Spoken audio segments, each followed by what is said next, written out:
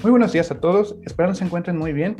Yo soy Garrick y el día de hoy me encuentro con señor Guzzi. Señor Guzzi, muy buenos días. ¿Cómo se encuentra el día de hoy? Hola, buenos días. Muchas gracias. Estoy muy feliz de estar de regreso.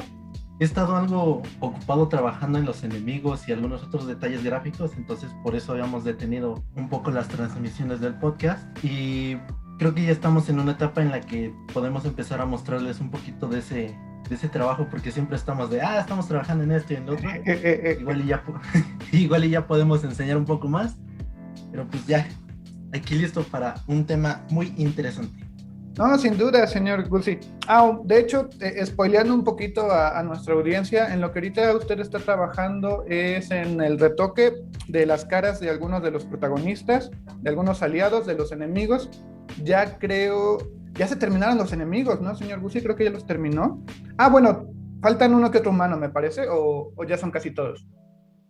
Me parece que ya ha de faltar a lo mucho un par y ya tendríamos todos los enemigos que, bueno, en el juego vamos a tener enemigos humanos, enemigos más como una especie de monstruos y otro tipo de enemigos que yo creo que en esta semana les vamos a estar contando un poco. Perfecto, perfecto. Y pues encantado, señor. Qué bueno, la verdad veo cómo ha avanzado el juego en estos años, porque han sido años, y estoy muy contento, la verdad estoy muy, muy, muy, muy contento. Pero bueno, el día de hoy hay un tema en particular que quería tocar, que un servidor de repente es muy, muy aficionado en esto y ya tenía muchas ganas de hablar de él. Y todo se desató porque en estos días pude ver un video de Game Theories, me parece, sobre un videojuego llamado Crown 64, que si bien ya tuvimos bueno, un servidor publicó un poquito lo que fue el video en las redes sociales para que lo tuvieran como referencia, de manera muy general, ¿no? Ajeno a la historia, que de por sí ya es un poco turbia. La manera en cómo contó la historia fue la que despertó mi atención. No sé si usted lo haya visto, señor Guzzi. Sí, bueno, como comenta, compartimos ese video de Game Theory el día lunes, me parece, Correcto. en el cual se analiza un poco qué es este juego que se llama Crown 64 y un poquito, digamos que tiene un poco de historia dentro de la historia, que es el tema que vamos a tratar hoy. Yo la verdad soy fanático de Game Theory ya de años, Oh, sabe. entonces pues, está padre traer ese fanatismo de cierta forma a los temas. Sin duda, señor, sin duda. Y pues nuestros temas de hoy, para ya darles un poquito en general, va a ser un poquito sobre lo que es la metanarrativa y la narrativa transmediática. Y retomando un poquito con ese juego, tenemos que es una invención del autor Adam Botchet, creo, que toma como base la experiencia real de un juego llamado Cron 64.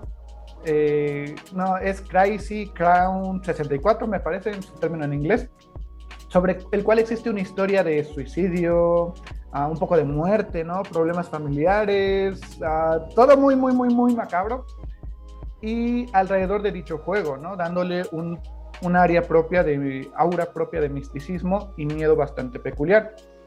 Y es particularmente en esos dos temas, la metanarrativa y la narrativa transmediática, donde me despertó mucho la atención. Para quienes no lo sepan, por ejemplo, sobre metanarrativa, el prefijo meta significa más allá y una narrativa es una historia.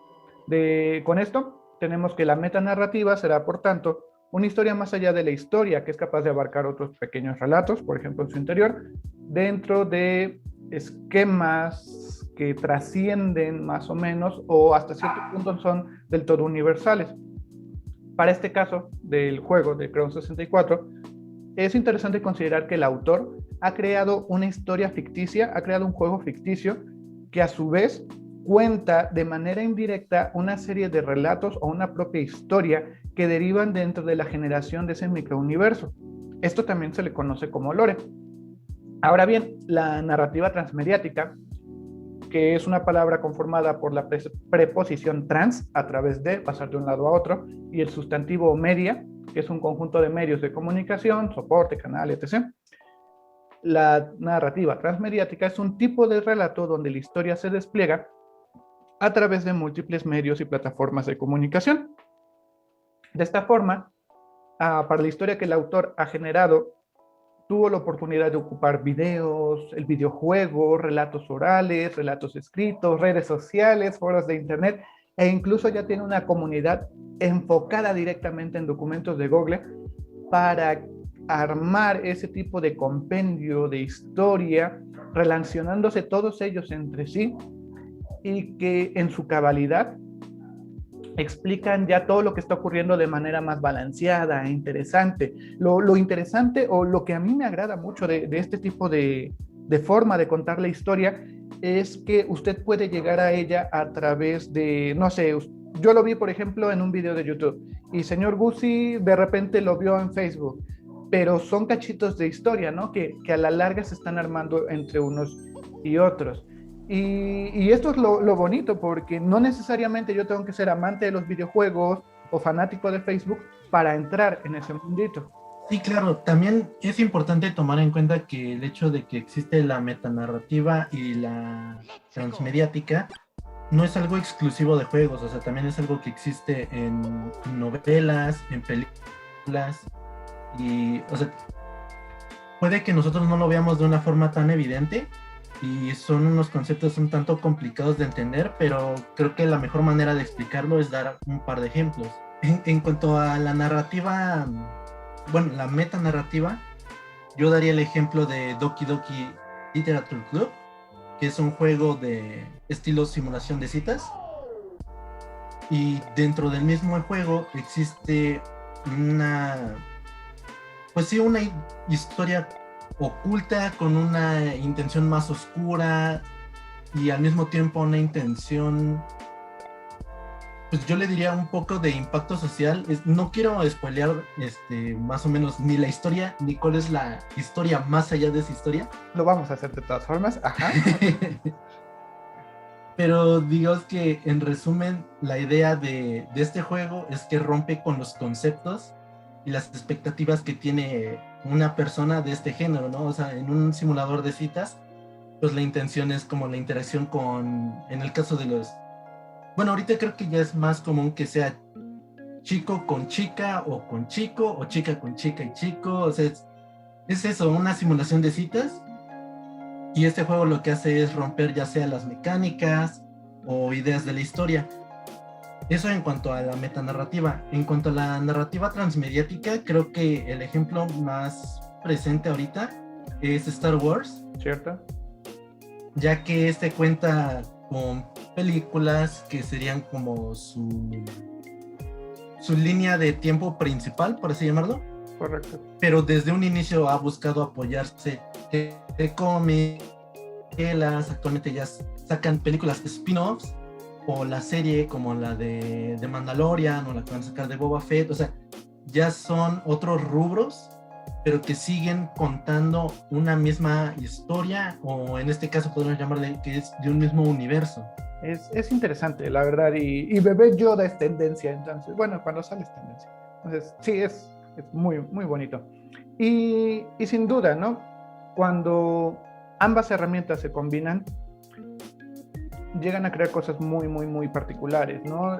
Demasiado cautivadoras, o no sé cuál sería la palabra adecuada, quizás singular, cuando la experiencia que de repente estaba esperando el jugador se ve rota, ¿no? Totalmente, ya sea tanto en lo narrativo como en lo mecánico.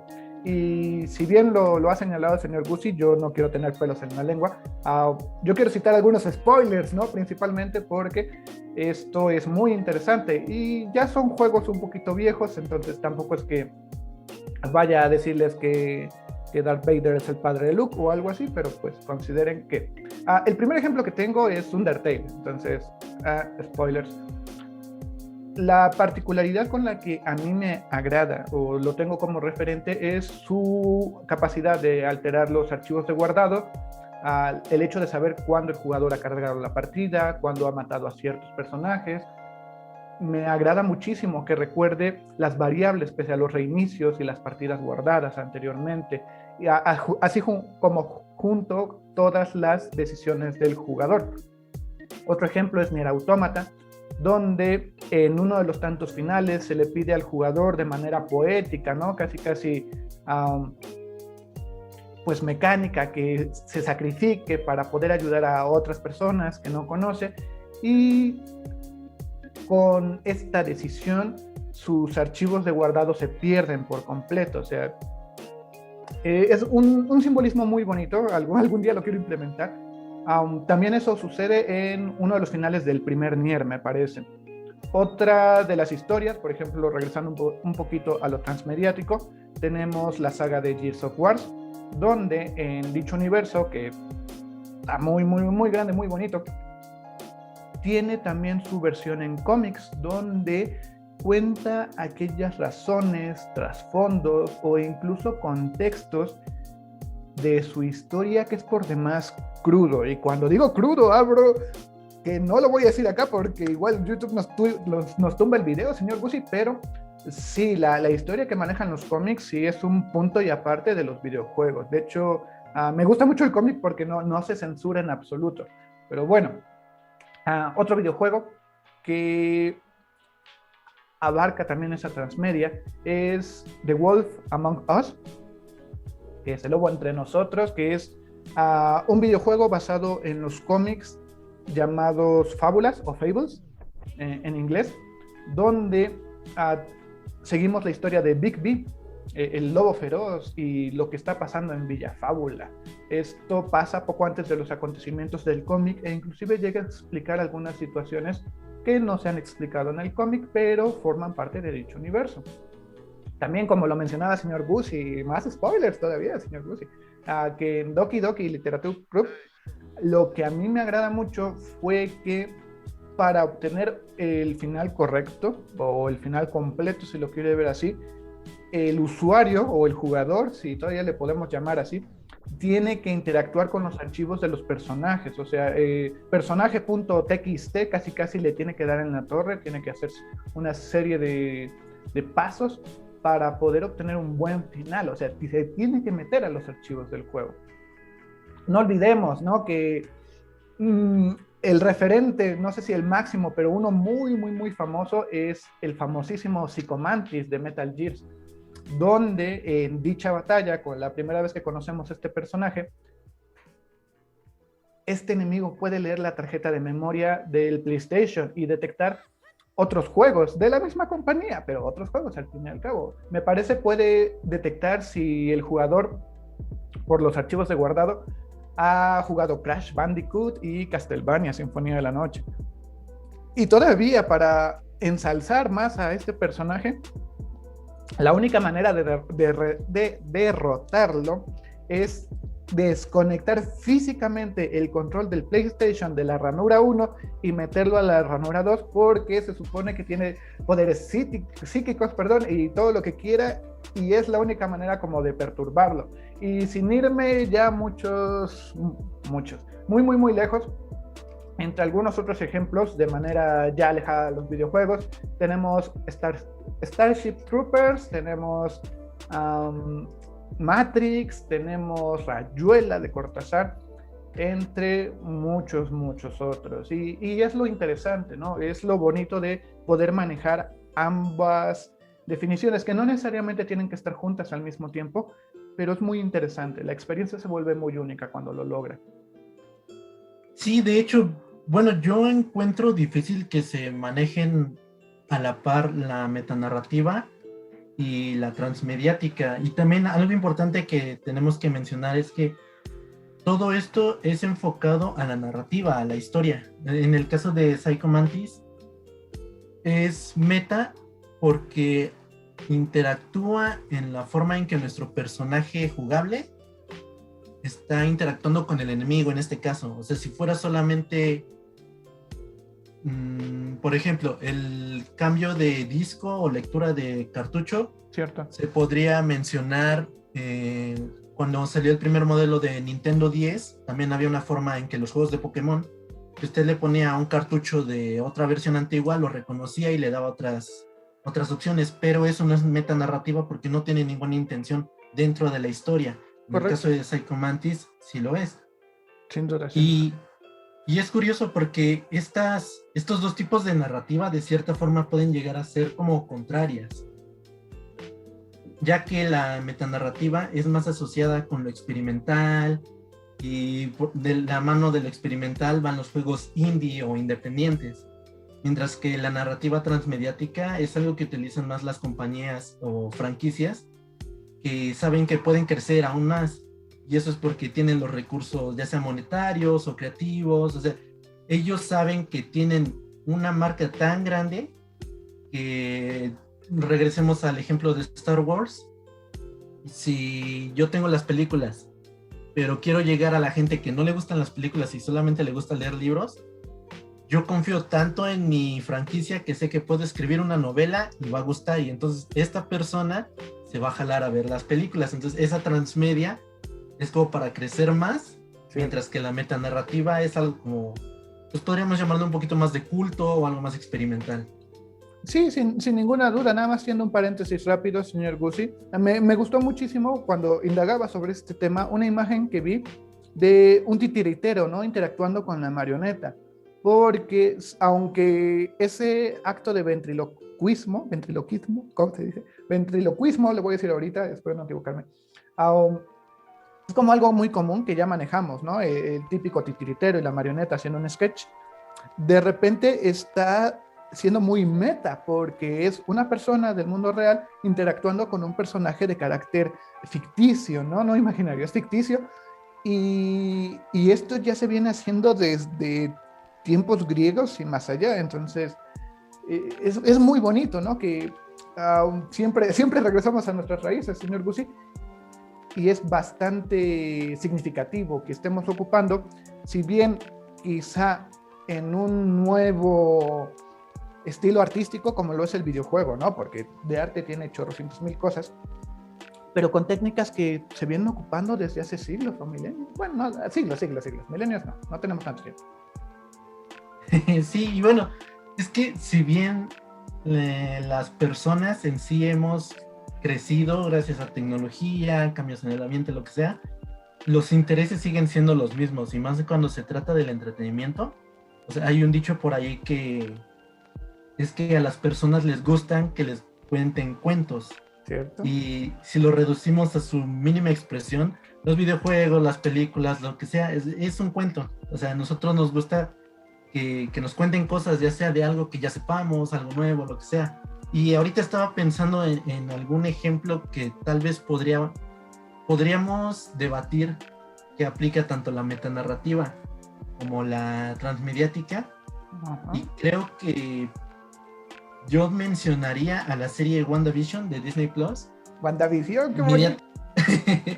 Mi idea tampoco es spoilear mucho, pero lo bueno es que algunos de los trailers han mostrado los puntos que yo quiero tomar en cuenta. Ok. Del lado del transmediático es obvio mencionar las películas del universo cinematográfico de Marvel. Correcto. Ya que toma conceptos de ahí, como son personajes, elementos de la historia, y vamos, la serie solamente es como un brazo o mejor llamarle una rama de este árbol que es el universo cinematográfico de Marvel, y lo que hace es expandirse gracias a todo el contenido que existe en las películas. Y ya pasando al lado de la metanarrativa, sin hacer mucho spoiler, se hacen referencias visuales, de contexto, algunos easter eggs, y siempre lo han hecho, pero respecto a cómics o lo que sea, y en este caso las referencias son a series televisivas estadounidenses, y no estoy hablando de referencias pequeñas, sino que cada capítulo se desarrolla en un contexto como si se hubiera filmado, por ejemplo, en los 70s, por así decirlo, y luego en los 2000. Entonces esa ya es una parte meta, porque uno como espectador funciona más cuando el espectador ha visto estas series, si no, pues el impacto no es el mismo. Pero entonces la idea es que uno como espectador ve esas referencias y es como de, caray, esto yo lo vi en Malcolm, esto yo lo vi en Modern Family, esto lo vi en Mi Pequeña Genio. Correcto. Entonces es meta en el sentido de que la serie es una serie de series de televisión. Y sí, es bastante curioso. No, sí, es fantástica. Al igual que usted, he visto uno que otro tráiler, por decirlo así. He visto cómo la gente le ha gustado mucho el estilo estético. Como bien lo menciona, Mi Bella Genio, ¿no? Creo que es Mi Bella Genio, Sí, 3x3. O sea, está abarcando una serie de referencias muy bonitas, pero al mismo tiempo la parte oscura, ¿no? Porque creo que también agarra un poquito de Hitchcock, creo, el maestro del suspenso o el maestro del miedo, no recuerdo cuál es el título que se le da, pero donde sí abarcaba uno que otro guiño hacia él y eran muy, mm, no explícitos, pero sí demasiado sugerentes, como que, ok, esta cosa sí viene muy turbia. sí, de hecho, el utilizar, bueno, los primeros capítulos puedo mencionar que están en blanco y negro, entonces también yo creo que tuvieron que utilizar algunas referencias visuales de, ok, con las limitaciones del blanco y negro, ¿qué es lo que hacía Hitchcock? O ya teniendo color, ¿de qué forma causa ese mismo impacto? Y vamos, ese digamos que es como una capa de la metanarrativa. Dentro de la serie también, digamos, dentro de la serie, pero fuera de ese ambiente de series televisivas, también está como una historia lineal que es un poco más gubernamental y como más formulaica. Ujú. Entonces, ahí es donde, como les comentaba, bueno, el concepto de metanarrativa y transmediática chocan un poco, porque una es experimental y la otra es para expandirse, entonces es como, entre más formulaica, le llegas a más gente y es más fácil que te entiendan. Y hago ese comentario porque cuando salimos de ese contexto de las series estadounidenses y es como que, el gobierno está buscando tal cosa y no sé qué, pues uno ya sabe más o menos en qué va a terminar. Entonces, ahí se podría hacer otro debate de si la serie de WandaVision en sí, si es metanarrativa o solamente es como una serie de referencias en una serie transmediática más. Eh, Está hermosísimo todo eso, señor Guzzi. De repente también recordé, perdón, regresando un poco a lo que fueron los videojuegos y las series, otra serie que hizo un poquito de lo meta, no necesariamente narrativo, pero sí jugó un poquito con lo meta, fue la serie de Gravity Falls, cuando se hizo la búsqueda para encontrar la estatua de Bill Cipher. También hay un video de ahí por YouTube donde explica cómo es que hicieron para buscar al personaje. Y ahorita que creo que ya sacó su nuevo DLC, de Binding of Isaac, creo que lo estoy pronunciando mal. También tuvo un personaje desbloqueable que creo que era Codicia. No recuerdo cuál, tiene sus nombres religiosos bien curiosos, pero uno de sus personajes requirió esfuerzos por la comunidad de Reddit, por mineros de datos, porque se pusieron ahí a escarbar en el código y metiendo una serie de números en números telefónicos, en correos electrónicos, para jugar algo así como que dentro y fuera del juego, y estuvo muy, muy, muy padrísimo. Lo voy a buscar y lo voy a poner por ahí en una nota, porque no me acuerdo cómo se llama, pero sí, por ahí debe de estar. Y es muy bonito. La verdad es un mundo muy, muy amplio, señor Guzzi, muy, muy interesante, ¿no? Porque si tenemos a alguien muy curioso, esto es como un dulcecito, ¿no? Porque es genial buscarle tres pies al gato, la verdad. En estas cosas sí es muy bonito. Y pues yo creo que lo podemos ir dejando por acá. Es un tema muy bonito, vamos a indagar después un poquito más, pero por hoy vamos a agradecer el apoyo de la audiencia. Les pedimos por favor que puedan seguir, compartir nuestro trabajo en redes sociales y que sean prudentes, que se cuiden mucho, por favor, no salgan no salgan si no tienen que salir a otros lados, sean prudentes, por favor. ¿Y algún comentario adicional, final, señor Guzzi? Sí, pues yo solamente espero que les pareciera interesante el tema, o al menos añadiéramos un poco más de conocimiento a la audiencia.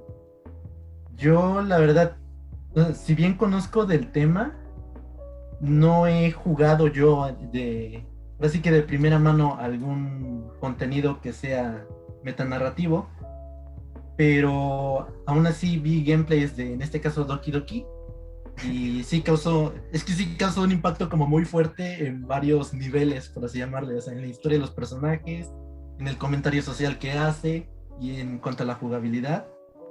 Entonces, como que cada cosa va de la mano y logran causar un impacto muy, muy interesante. Y entonces, si ustedes también han jugado o inclusive han visto alguna película o leído algún libro que tenga esta intención meta, creo que estaría padre que nos comentaran porque, o sea, cuando uno es fanático del contenido metanarrativo, creo que como que le gusta ver más, o sea, de qué forma lo implementan en otros lados.